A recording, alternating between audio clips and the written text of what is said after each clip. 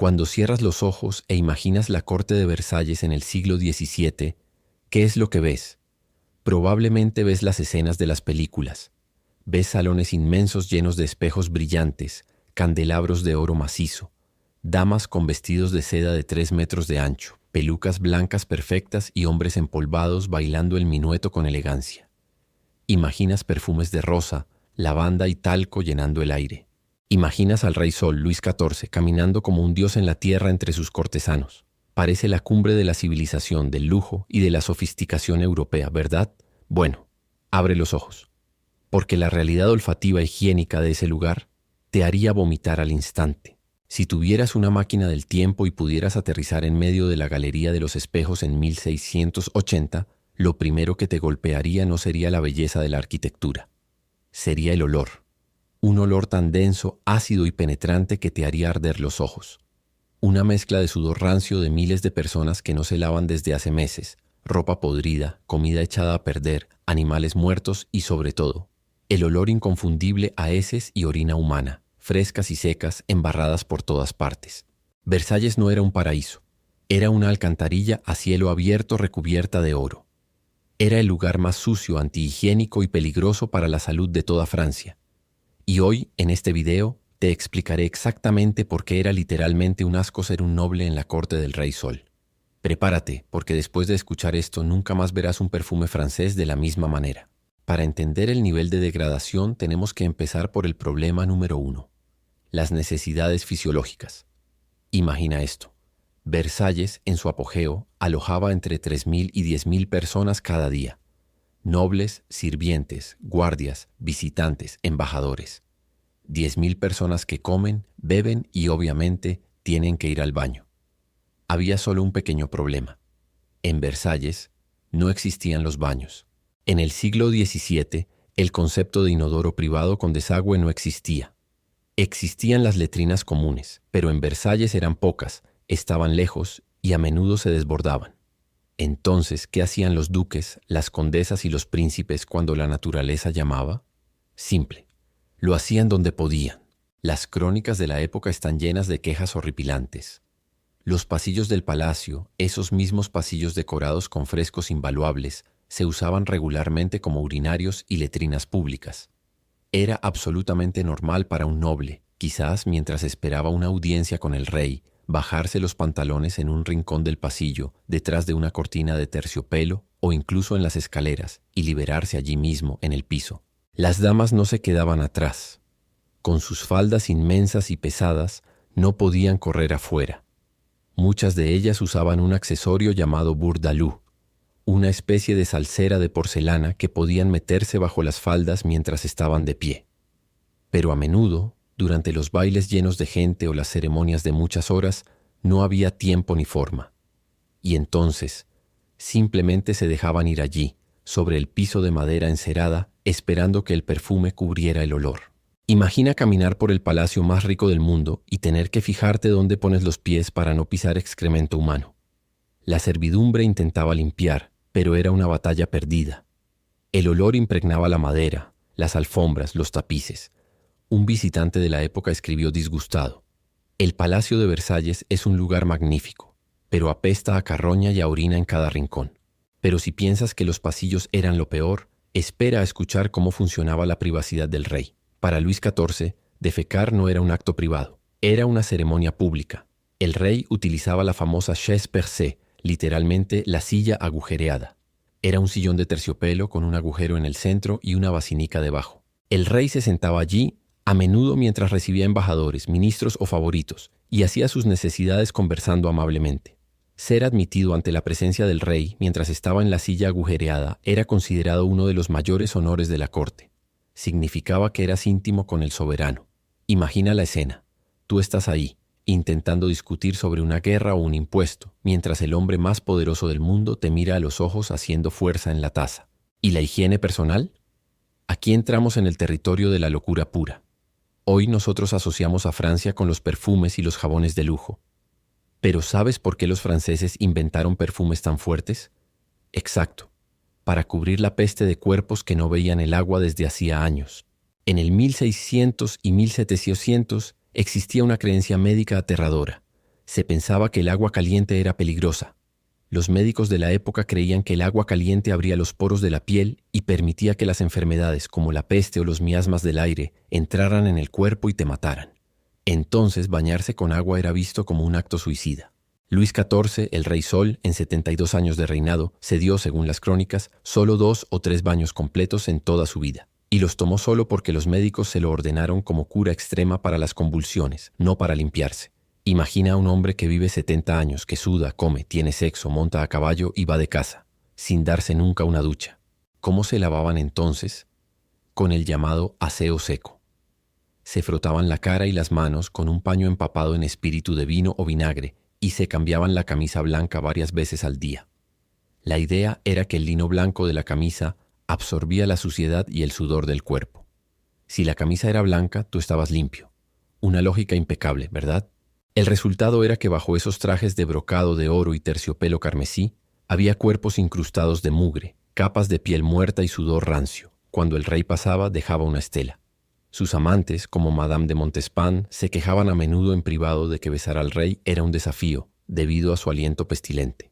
Y hablando de aliento, la higiene oral era inexistente. El azúcar era un bien de lujo que los nobles consumían en cantidades industriales para mostrar su riqueza. ¿El resultado? Sus dientes eran negros, estaban podridos y se caían a pedazos. El Rey Sol tenía una dentadura desastrosa.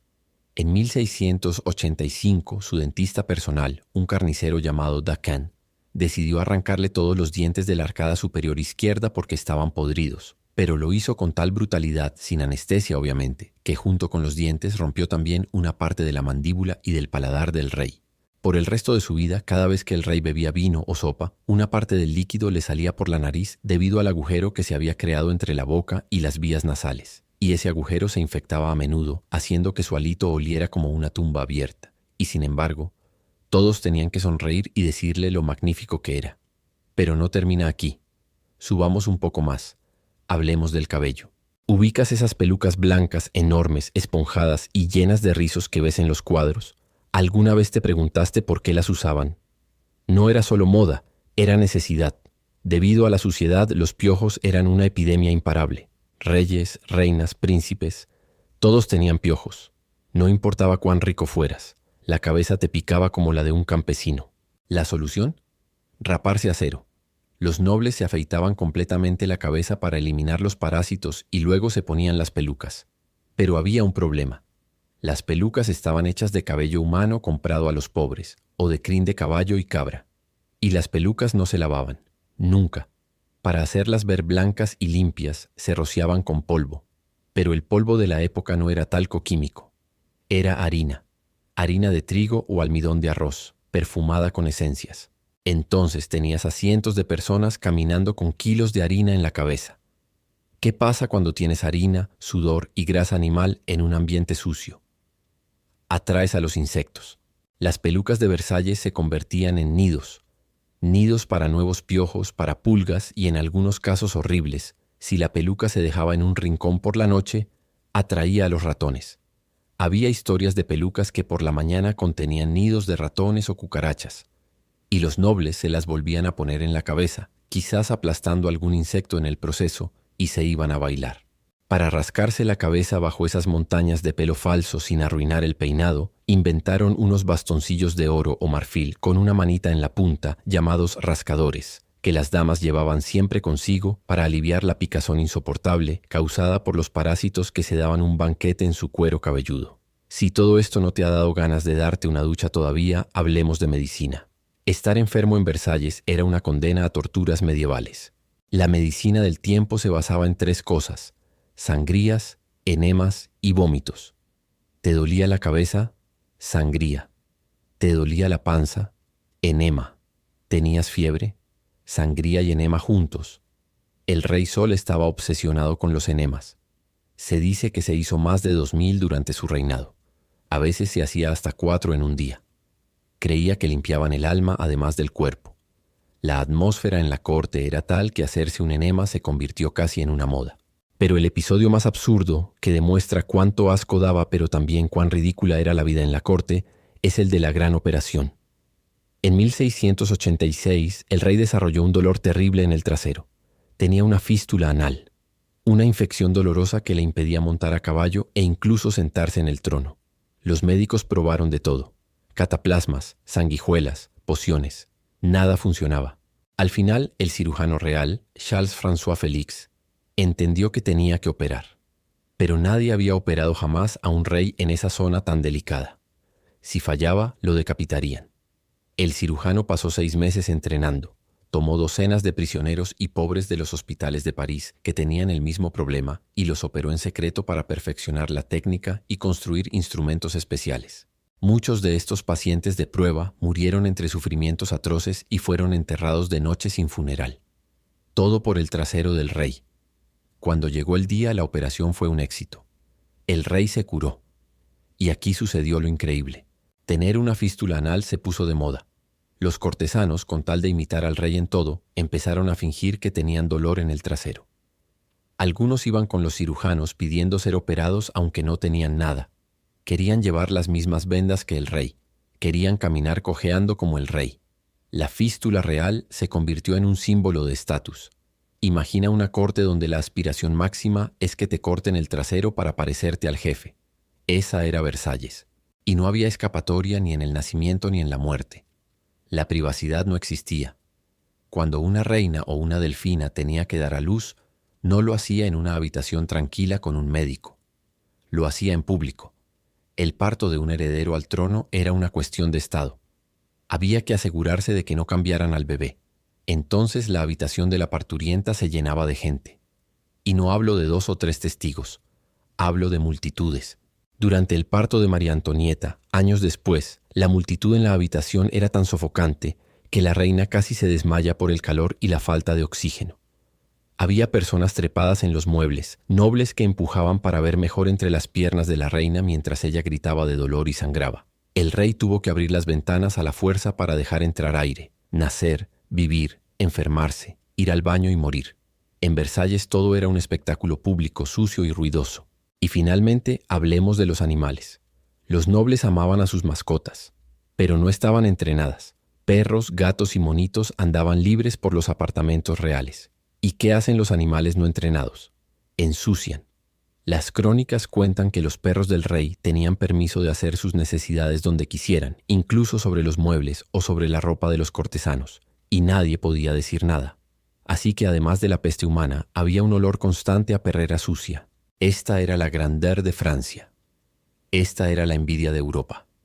Un palacio dorado donde las personas comían en platos de plata, pero con las manos sucias de heces. Donde usaban diamantes de millones de euros, pero tenían la cabeza llena de parásitos.